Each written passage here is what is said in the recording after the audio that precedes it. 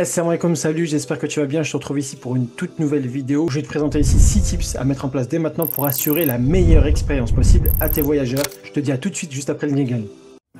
Assalamu alaikum, salut, bienvenue sur la chaîne YouTube Rentimo Academy. Je suis Marouane Afassi, entrepreneur, formateur. Je te propose de nous rejoindre pour découvrir comment je suis passé d'ingénieur à sous-loueur professionnel en gérant plus d'une vingtaine de biens. Je te fais découvrir la sous-location professionnelle et la conciergerie Airbnb, deux solutions qui vont te permettre de générer des revenus immobiliers sans être propriétaire, ce de manière 100% légale, 100% éthique. À tout de suite. Comme tu le sais sûrement, traiter tes voyageurs avec grand soin, je le répète très souvent, si tu veux qu'ils vivent une expérience de qualité, donc avoir des bons commentaires, être mieux référencé sur les plateformes, il faut que tu assures une expérience qui va être positive pour tes voyageurs. Et comment ça se traduit? Ça se traduit par des voyageurs qui vont revenir, des voyageurs avec des commentaires positifs qui vont améliorer le référencement, augmenter ton nombre de réservations, donc ton taux de réservation, et augmenter ton chiffre d'affaires. Il n'existe pas de modèle tout fait pour garantir qu'un client soit heureux à 100%, je te rassure, mais il y a des conseils à suivre, des tips, des choses à mettre en place dans ton activité Airbnb pour te rapprocher d'une expérience exceptionnelle et d'avoir les meilleurs résultats possibles. Attention, je le rappelle, encore une fois, c'est une activité professionnelle, tu vas gérer plusieurs appartements. Le but ici n'est pas d'avoir que des 5. Je te mentirais si je te disais que j'enchaînais tous les jours avec des expériences 5 sur 5 sur Airbnb ou 10 sur 10 sur Booking. C'est pas la réalité. Et les voyageurs, c'est pas forcément ce qu'ils recherchent. Ils recherchent de l'authenticité. Ils préfèrent une annonce avec 4,8 et 100 commentaires plutôt qu'un 5 à 10 commentaires ou 100 commentaires de 5. C'est comme une annonce qui va être un peu suspect, quoi, qui leur paraît bizarre. Donc le but, même si tu as des commentaires qui sont négatifs, c'est de pouvoir répondre à ça, mettre en place des actions qui vont venir corriger ça et prouver que tu es un hôte réactif. Le premier point que je souhaite te partager, c'est celui de faciliter le check-in. Le check-in, c'est l'accès au logement pour ton voyageur lorsqu'il va arriver. Donc tu vas leur faciliter la tâche, tu vas leur permettre d'avoir un accès autonome au logement, puisque comme tu le sais, les clés, ça peut se perdre facilement. Le but, c'est d'automatiser cette arrivée de tes voyageurs. Tu peux passer par une serrure connectée, par une boîte à clés, là aussi sécurisée, connectée également. Tu vas pouvoir envoyer un code à tes voyageurs et ils vont pouvoir ainsi accéder au logement en toute autonomie et surtout, ils vont pas te solliciter. Tu vas pouvoir automatiser cette étape du parcours voyageur. Les voyageurs, ils n'auront pas besoin d'essayer de trouver la clé cachée quelque part ou d'attendre que vous arriviez sur place. Ça, c'est quelque chose d'hyper important. Le deuxième point, c'est celui de rédiger un livre d'accueil, un guide d'accueil détaillé pour ton annonce Airbnb.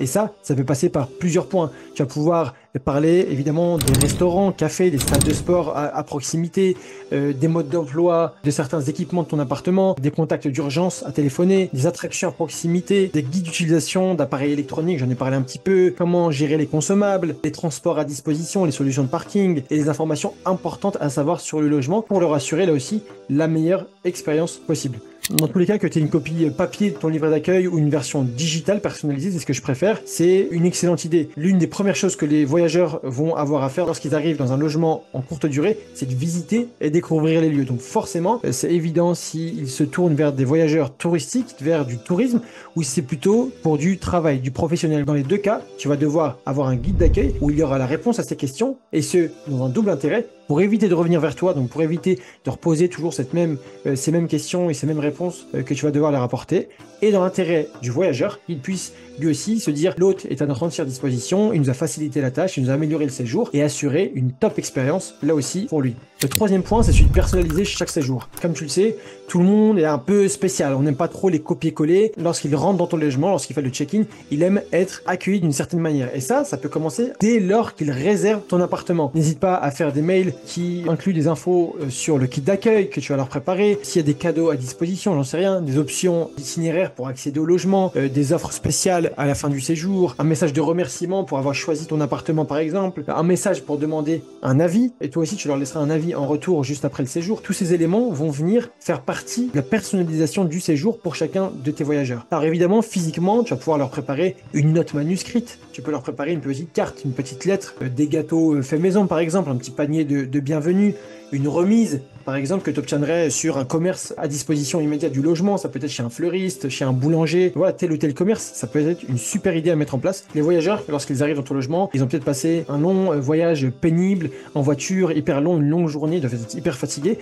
et lorsqu'ils arrivent et que tu prends soin d'eux, c'est quelque chose qu'ils apprécient énormément, et je sais que plein de fois quand j'ai mis ces actions en place dans mes logements, ça a été super, ça a été relevé déjà par les voyageurs, et je l'ai reçu aussi, et ils ont laissé une super appréciation lors de la fin de leur séjour. Le quatrième point, c'est celui de rester en contact avec eux, même à la fin du séjour, ça vient avec la personnalisation. N'hésite pas à conserver les données des voyageurs de ton séjour. Je pense au mail, au nom, au prénom, à la localisation. Tu peux même utiliser des outils comme des CRM pour déclencher des mails, des alertes automatisées pour tes invités.